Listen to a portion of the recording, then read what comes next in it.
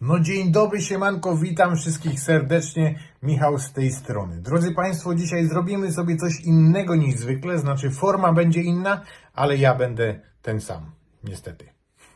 Więc zobaczcie, mam tutaj 3 takie magiczne pudełka. Za chwilę zobaczymy sobie, co w nich jest. Jestem pewny, że temat Was zainteresuje, a tymczasem zapraszam na intro!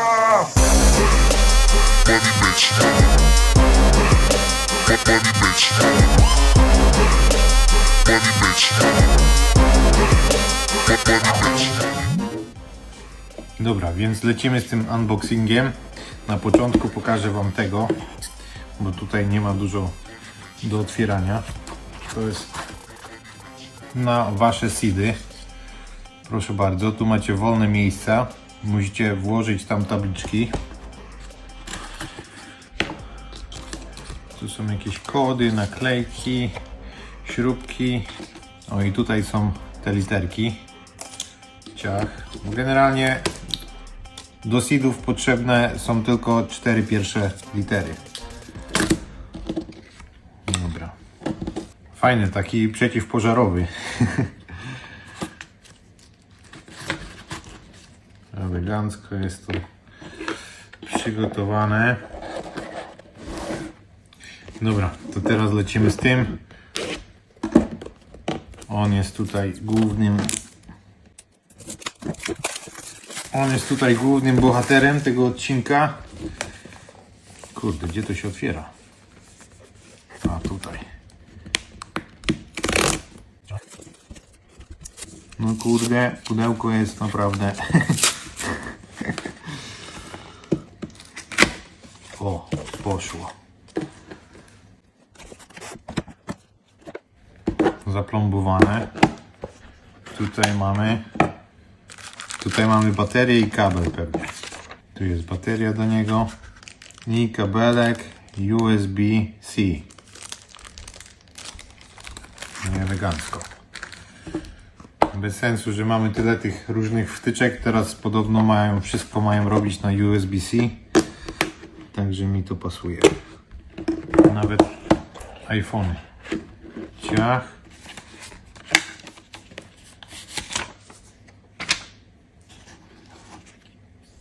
Proszę bardzo. No, tutaj jest czytnik linii papilarnych. I tutaj się wkłada tą... Aha, czyli można i takiej baterii używać, i takiej baterii. Spoko. I to jest magnetyczny w ogóle.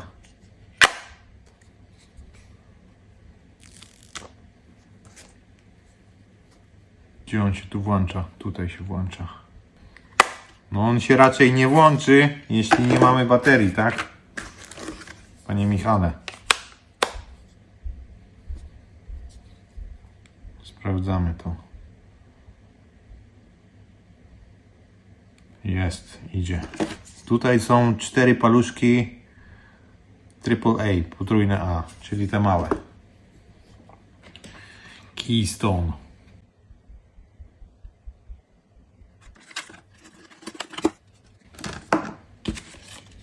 Co tutaj mamy jeszcze? Instrukcje obsługi, kartki na seedy. Ok. English. Aha, więc teraz trzeba to przez komputer zrobić. Dobra.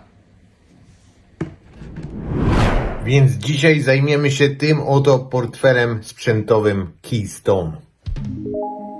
Dobra, przejdźmy do ekranu komputera i na ich stronie możemy przeczytać. W ogóle nie wiem, jak Wam się podoba design tego portfela, no ale dla mnie to jest normalnie super ekstra. Czekałem bardzo długo na coś takiego. Jest tutaj 4-calowy touchscreen, czyli ekran dotykowy. Mało tego, tak jak Wam pokazałem, jest kamera, jest czytnik linii papilarnych i mają tutaj integrację do normalnie chyba wszystkich łańcuchów, jakie znam. Naprawdę, nie znalazłem jeszcze takiego, którego by tutaj brakowało. Połączenie do praktycznie wszystkich software'owych portfeli, jakich używamy do tej pory. No chociaż nie, na przykład jeśli chodzi o SUI, no to jeszcze nie mają SUI, ale mają już Aptosa, tylko nie mają wszystkich portfeli, na ten moment mają tylko portfel Fewcza. Ale mają na przykład Keplera. Na początku nie kumałem, o co chodzi w tym, że tutaj są baterie ale żeby naładować tą baterię, to trzeba go wyjąć. Po prostu trzeba odłączyć baterię, bo czytnik linii jest w środku. To mogę pokazać. Widzicie, tutaj się to ładuje na USB typu C.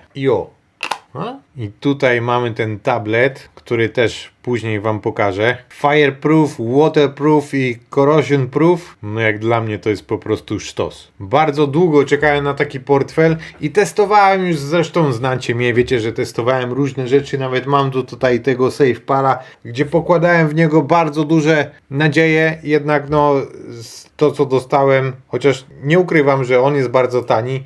No i tak wygląda, jakby był bardzo tani. Trzeszczy, jakby przyjechał z AliExpress. Ta kamera tutaj jest bardzo mała i właśnie no nie chcę go hejtować może za bardzo.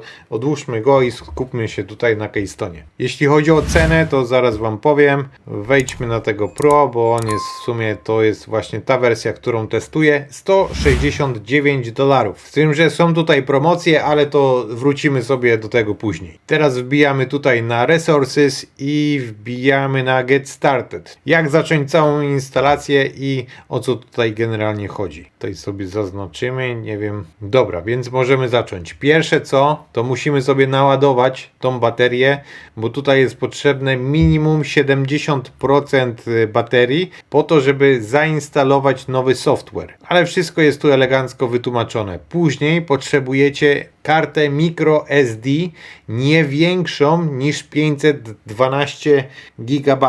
Wkładają się o tutaj właśnie w tą szparkę. Najlepiej, żeby karta była sformatowana i żeby była przeznaczona generalnie tylko do tego portfela.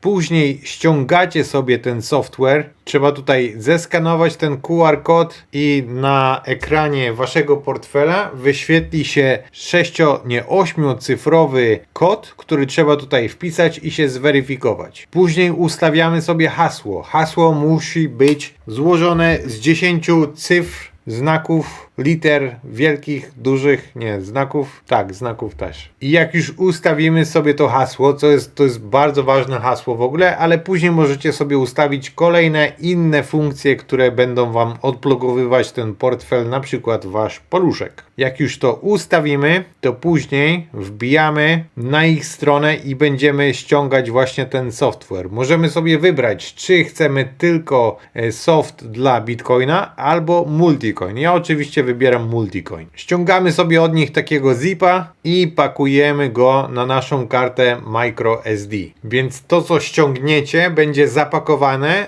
ale to co rozpakujecie też będzie zapakowane i to będzie właśnie taki plik update zip. I to właśnie musicie wrzucić tam na waszą kartę i później wrzucamy tą kartę do naszego portfela. Następnie oczywiście tworzymy nasz seed i tutaj są dwie opcje. Albo tworzymy taki normalny, tradycyjny seed, który zapisujemy sobie na naszej kartce albo w notatniku, albo tworzymy seed używając tego Shimmer Backup. Więc jeśli chodzi o te Shimmer Backup, w tym chodzi o to, że możecie po prostu podzielić sobie swojego seeda na części. I najmniejszy numer to jest 2 z 2, czyli dzielicie po prostu swojego seeda na pół. A maksymalnie chyba jest tutaj 12 albo 16. I można też wybrać, jak długa będzie ta wasza fraza recovery. No i tutaj oczywiście spisujecie sobie te wszystkie słowa. To jest akurat 1, tutaj jest 2 i później po wpisaniu obydwu tych części będziecie mieć dostęp do swojego portfela. Jeśli chcecie więcej przeczytać o tym systemie Shimmer, to zapraszam tutaj na bloga. Tutaj jest wszystko opisane. Proszę bardzo, możecie sobie przeczytać. A my możemy lecieć dalej i tutaj jest ustawianie całego portfela. Wejdźmy sobie najpierw tutaj. Tutaj chodzi o ściągnięcie tego nowego softu.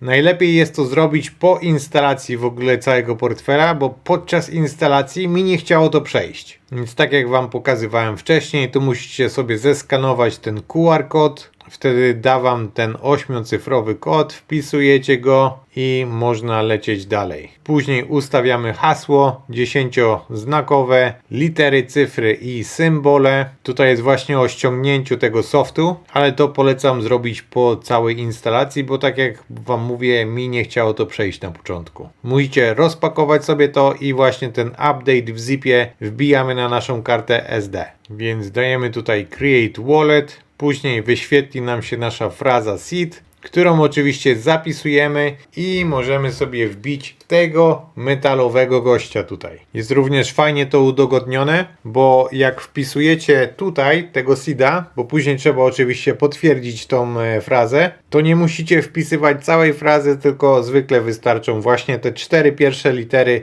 i później on już sam wie, które słowo konkretnie ma tutaj dostosować. Jeśli chodzi o import różnych portfeli, to nie wiem, czy tutaj da się zaimportować na przykład waszego Metamaska. Wydaje mi się, że lepiej jest po prostu stworzyć nowego Metamaska i później tego Metamaska połączyć z portfelem, tak żeby on był zabezpieczony od początku do końca. Po stworzeniu portfela oczywiście wybieramy asety, które będziemy tutaj trzymać i najlepiej jest również ściągnąć aplikację mobilną. Jest ona dostępna w App Store, także czy iOS, czy Android, tutaj nie powinno być problemu. Wyświetli wam się QR kod, który skanujecie waszym telefonem i łączycie aplikację z waszym portfelem. Później możemy przejść do upgrade'u tego firmware. Jest to bardzo proste, jak wejdziecie tam sobie w ustawienia, tutaj jest akurat ta wersja dla Bitcoina, wchodzimy w ustawienia, dajemy tutaj update, to akurat powinno już być zrobione wcześniej. Dysk powinien być sformatowany oczywiście w formie FAT32, tak żeby tam nic nie było. Później go instalujemy i tutaj mamy znowu tą aplikację mobilną, ale tutaj pojawiają się portfele, software'owe portfele, które macie na przykład na komputerze,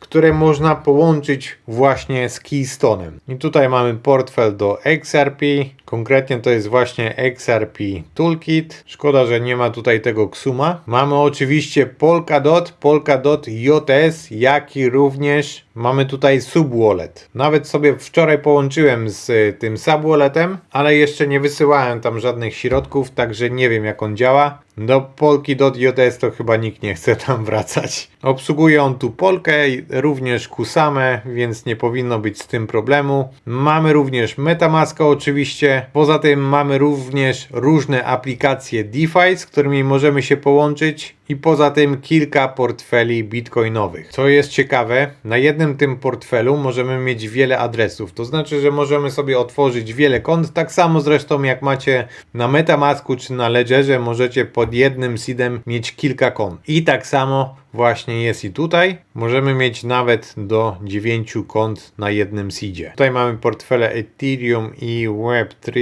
Mamy również od Nira mamy Sender. Mamy Solflare na Solanie. Mamy również Aptosa i tutaj jest Fewcza, o której wam już wspominałem. Od Kosmosa mamy oczywiście Keplera. Do tego jeszcze sobie wrócimy. I Polkadot Wallets mamy Subwallet. Tutaj są te aplikacje, o których wspominałem. I mamy na przykład integrację z NFT, które będzie się wyświetlać na naszym lock screenie. Proszę bardzo, ja mam tutaj jednego NFT-ka. To jest akurat taki free mint, także nie jest tam zbyt dużo widać, ale trzeba po prostu wejść na tą stronę, połączyć się tutaj. Nawet nie trzeba transferować tych NFT-ków, tylko wystarczy się połączyć z Keystone'em, naszym na przykład Metamaskiem, tym na którym mamy te konkretne NFT-ki, które byśmy chcieli tutaj wrzucić jako ten home screen. Możemy sobie teraz na przykład Minterest World dać, wyskoczy nam tu QR kod i teraz wchodzimy sobie tutaj Software Wallet, Metamask, Confirm, tutaj skanujemy ten QR kod, musi on się tutaj zeskanować, także chwilę to trwa, ale na pewno trwa to dużo szybciej niż nas. Dobra, zeskanowany, daję tutaj akceptację, wyłączam go, włączam i proszę bardzo, widać go? Może tak spróbujemy? No słabo jest go na kamerze, po prostu widać, ale możecie mi zaufać, że on tutaj jest i jest go widać normalnie wyraźnie. Dobra, teraz sprawdzimy sobie, jak Keystone radzi sobie z Keplerem. W ogóle, żeby podłączyć Keystone'a do jakiegokolwiek innego software portfela, trzeba oczywiście stworzyć nowy adres, więc nie da się zabezpieczyć adresów już istniejących. Tutaj mamy krótką instrukcję i nawet mamy dedykowany przycisk, jeśli chodzi o tworzenie właśnie nowych adresów. Mamy import Keystone Beta. Synchronizujemy później naszego Keplera z urządzeniem sprzętowym i jeśli chodzi o podpisywanie tych transakcji, to Wam zaraz to zademonstruję. Tutaj jest właśnie portfel, który stworzyłem, wysłałem tutaj na niego trochę Atoma. Na początek sprawdzimy, jak działa staking. Nie będę Atoma wrzucał na stake, po prostu chciałbym zobaczyć, jak zareaguje portfel. Continue, dajemy tutaj maxa i dajemy delegate. Teraz przy podpisywaniu tej transakcji powinien właśnie wyskoczyć kod QR. Dobra. Wszystko działa. A teraz jeśli chcielibyśmy zrobić taką testową transakcję, powiedzmy tutaj, wyślemy też sobie wszystko, send, approve, wchodzimy teraz na nasz portfel, tutaj wybieramy software wallet, tutaj mamy Keplera oczywiście, zatwierdzamy, wybieramy Kosmos i otwieramy naszą kamerę, skanujemy QR kod na komputerze, kod został przeskanowany, mam tutaj wszystkie informacje, dajemy sign, wpisujemy jeszcze nasze hasło, confirm, zatwierdzone. I teraz mam problem, bo muszę moim Keplerem zeskanować ten kod, który się wyświetlił tutaj, więc nie mam jak tego nagrać po prostu. Dobra, ale zeskanowałem kod i tak jak widać Atom wyleciał z mojego portfela, więc wszystko się zgadza. Tutaj jeszcze znalazłem bardzo ciekawy artykuł u nich na Medium. Chodzi o tak zwany blind signing, czyli ślepe podpisywanie. Czasami może się zdarzyć tak, że wejdziemy na przykład na Uniswapa, który nie jest Uniswapem, ale jest na przykład stroną phishingową, którą ktoś po prostu sklonował sobie i my nie zauważyliśmy, ale chcemy tam zrobić jakąś transakcję. No i tutaj pojawia się problem, na który Keystone ma po prostu bardzo dobre rozwiązanie. Jest to ten duży touchscreen, na którym są wyświetlane konkretne informacje, jaką my podpisujemy tą transakcję. I tutaj możemy zobaczyć, że podpisujemy z naszego portfela do właśnie Uniswapa. Ten smart contract jest oznaczony jako Uniswap. Tutaj mamy przykład podpisywania właśnie jakiegoś wątpliwego kontraktu i mamy od razu go oznaczonego jako unknown. Więc przy wyświetlaniu tych informacji na tym wyświetlaczu możemy się uchronić przed korzystaniem z jakichś wadliwych smart contractów. Na tym wyświetlaczu możemy sobie zeskrolować i nawet sprawdzić konkretne wartości tego smart contractu. I tutaj możemy zauważyć, że to jest jakiś trefny smart contract, którego nie powinniśmy podpisywać. I sprawdzenie tego jest akurat niemożliwe, jeśli używamy jakichś innych portfeli sprzętowych z mniejszym wyświetlaczem, jak na przykład ten tutaj na rysunku. Mamy tutaj podany tylko adres, kwotę do wysyłu, fee i później akceptujemy to i nie wiadomo, co tam później się stało. Podepnę Wam również ten artykuł w opisie, więc teraz przetestujemy sobie MetaMaska. Oczywiście na ich stronie jest pełna dokumentacja z instrukcją, jak to zrobić. Najlepiej jest stworzyć nowy portfel na nowych seedach, jednak ja będę podłączał go pod nowe konto po prostu. I tak jak tutaj jest pokazane, musimy przeskanować te QR kody i później tworzymy tutaj nowe tak zwane subkonto. Tutaj po prostu wybieramy Connect Hardware Wallet, później nam wyskoczy właśnie ta strona. Jak weźmiemy Continue, to tutaj nam wyskoczy QR kod i dzięki temu będziemy mogli się podłączyć naszym portfelem. Ja już sobie tutaj wysłałem 0,1 Ethereum i teraz sprawdzimy sobie, czy Keystone ogarnia już sieć Arbitrum i różne DEXy, które tutaj możemy znaleźć. Powiedzmy, że wymienimy sobie pół tego Ethereum na USDC i robimy teraz swap. Musimy go tutaj potwierdzić na naszym portfelu i proszę bardzo, wyskakuje nam kod QR. Ten kod QR skanujemy naszym portfelem. Tak jest. I tak jak Wam pokazywałem w przypadku tego blind signingu, tutaj mamy wszystko elegancko wypisane, więc widać, jaką konkretnie transakcję robimy. Dobra, klikam teraz tutaj sign, wpisuję swoje hasło, zatwierdzamy i teraz nam się pokazuje zwrotny QR, który muszę zeskanować, więc muszę wyłączyć kamerę. Dobra, poszło. No musicie wierzyć mi na słowo. Zresztą właśnie się zaktualizował tutaj balans, więc transakcja się dokonała.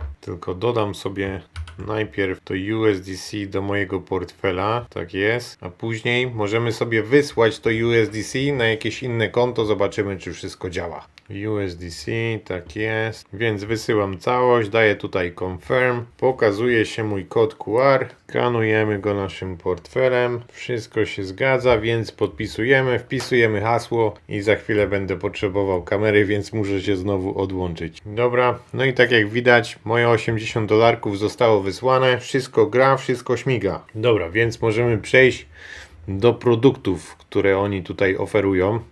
Wyświetlmy sobie tutaj wszystko, ciach. Więc mamy dwa rodzaje tych portfeli sprzętowych. Mamy Essential, który kosztuje $120 i mamy wersję Pro, która kosztuje 169. Jeśli chodzi o różnicę między wersją Essential a wersją Pro, to jest na pewno czytnik linii papilarnych. Poza tym nie zauważyłem tutaj żadnych innych różnic. Możliwe, że coś tam jest w środku w bebechach, ale tego to nie zamierzam akurat sprawdzać. Jeśli chodzi o płytki, $39, ta jest akurat wyprzedana za 49. Mamy również te punktowe płytki, jak i również zestawy i taki tutaj pokrowiec. Jeśli chodzi o przesyłki, to przesyłka akurat do mnie, czyli do Norwegii, kosztuje $15, ale to zależy gdzie mieszkacie i należy też tutaj wziąć pod uwagę cło. Więc po zmianie adresu na polski właśnie pojawia nam się tu cło w postaci $33 i shipping 25. Jeśli bierzemy tą premium, tutaj wysyłka jest za darmo, ale cło również się pojawia. Więc to generalnie zależy, gdzie będziecie go wysyłać. Ja od siebie mogę Wam dodać kod na 30% zniżkę. Zaraz sprawdzimy, czy działa. Kod nazywa się Michał Lewicz, bez spacji pomiędzy imieniem i nazwiskiem. Dajemy apply. No i proszę bardzo, $35 mniej. Więc jeśli chodzi o mnie, naprawdę mi się podoba ten portfel, jest solidnie wykonany, wszystko działa tak jak potrzeba. Oj, proszę bardzo. Od dłuższego czasu już szukałem jakiejś alternatywy do tych portfeli sprzętowych, które mamy na rynku, bo no nie ukrywając, mają one po prostu monopol na tym rynku. A ten portfel Keystone jest to rozwiązanie, które naprawdę bardzo mi się podoba. Ten wyświetlacz dotykowy dużo tutaj ułatwia. Może nie używałem go jakoś długo, za to bardzo intensywnie i nie miałem z nim żadnych problemów. Także ja jestem z niego zadowolony. Jeśli chodzi o ceny, to są one naprawdę bardzo konkurencyjne, porównując do tego, co mamy już na rynku, a nie mamy takiego portfela z takim wyświetlaczem, z czytnikiem linii, z taką kamerą i z implementacją tych wszystkich sieci, które tutaj są. Do tego upgrade'y są robione bardzo często, więc nie wydaje mi się, żeby tutaj był jakiś problem. Jeśli chodzi o płytki, to mogą one służyć na przykład do samoobrony, bo są one bardzo ciężkie, więc jeśli chcielibyście kogoś uszkodzić, to wydaje mi się, że no jest tutaj taki feature, który nie został dodany na stronie. Jak najbardziej może on się przydać do samoobrony po prostu. No i dobra, to by było na tyle ode mnie. Pamiętajcie o kodzie zniżkowym Michał Lewicz. Dajcie znać w komentarzach, jak Wam się ten portfel podoba. Wydaje mi się, że zrobimy sobie niedługo jakiegoś giveawaya. Więc zostaw jakąś łapkę w górę i komentarz dla zasięgów. Siemanko, pozdrówki, yo!